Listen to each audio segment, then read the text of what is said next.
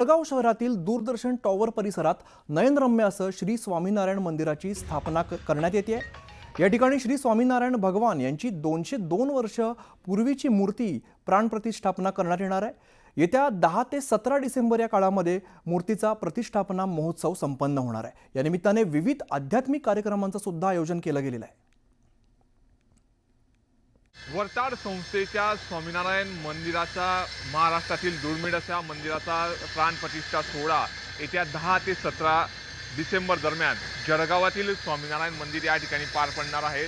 आपण जर बघू शकतो तर या दूरदर्शन टावर शेजारील स्वामीनारायण मंदिराच्या प्राणप्रतिष्ठा सोहळ्याची युद्ध पातळीवर या ठिकाणी तयारी सुरू आहे आणि नक्षीदार आणि कोरीव पद्धतीच्या या संपूर्ण मंदिराची रंगरंगोटी असेल, लाइटिंग असेल, सजावट असेल, या विविध प्रकारची रंगरंगोटीचं काम युद्ध पातळीवर सुरू आहे। आणि दुसऱ्या बाजूला जर आपण विचार केला तर स्वामीनारायण मंदिराच्या समोर या ठिकाणी हनुमानाची भव्य दिव्य अशी उभी मूर्तीची प्राणप्रतिष्ठा ही त्याच प्रसंगी पार पडणार आहे आणि या संपूर्ण भव्य दिव्य सोहळ्याची तयारी अंतिम टप्प्यात आल्याचं आपल्या निदर्शनात आलेलं आहे। नेमकी कशा पद्धतीचं या ठिकाणचं नियोजन आहे, आपल्यासोबत नयन स्वामी आहेत विश्वस्त। कशा पद्धतीचा हा भव्य दिव्य सोहळा प्राणप्रतिष्ठा सोहळा पार पडणार आहे, काय प्रतिक्रिया? आमचा हा महोत्सव 10 ते 17 डिसेंबरपर्यंत खूप भव्य दिव्य रीतीने आम्ही करीत आहोत। महाराष्ट्राच्या इतिहासात आणि जळगाव जिल्ह्यामध्ये असा महोत्सव हा सर्वप्रथम वेळा होण्यास जात आहे। 100 एकरच्या जागेवरती हा संपूर्ण महोत्सव आयोजित झालेला आहे।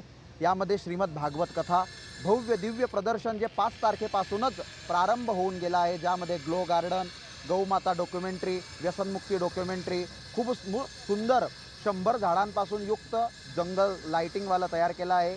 तर अशा प्रकारे हिमालय पर्वत वगैरे प्रदर्शनामध्ये तयार आहे। चतुर्वेदाचं पारायण होणार आहे, त्याचबरोबर शहीद परिवारांचा सन्मान होणार आहे, त्याचबरोबर अनेक कार्यक्रम जसं की लाईट अँड साऊंड शो मंदिराचा व हनुमानजी महाराजांचा पण होणार आहे। काय नियोजन असणार आहे, काय नेमकी विशेषता आहे? या मंदिराची विशेषता अशी आहे की हे स्वामीनारायण संप्रदायाचं प्रथम असं मंदिर आहे की ज्यावरती 11 शिखर आहे, त्याचबरोबर 4 मोठे विशाळ घुम्मट, 108 स्तंभ, त्याचप्रमाणे जेवढे पण हिंदूमध्ये देवी देवता आहेत त्या सर्व देवी देवतांच्या मूर्त्या या स्वामीनारायण मंदिरामध्ये विराजमान होणार आहे। येत्या 10 ते 17 डिसेंबर दरम्यान होणाऱ्या या स्वामीनारायण मंदिराच्या प्राणप्रतिष्ठा सोहळ्याला देशातील आणि राज्यातील सर्व मंत्रीगण उपस्थित राहतील। देवेंद्र फडणवीस देखील या ठिकाणी उपस्थित राहतील अशी शक्यता या ठिकाणी वर्तवण्यात येत आहे।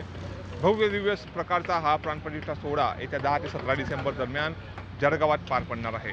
नितीन नांदुरकर, न्यूज 18 लोकमत, जळगाव।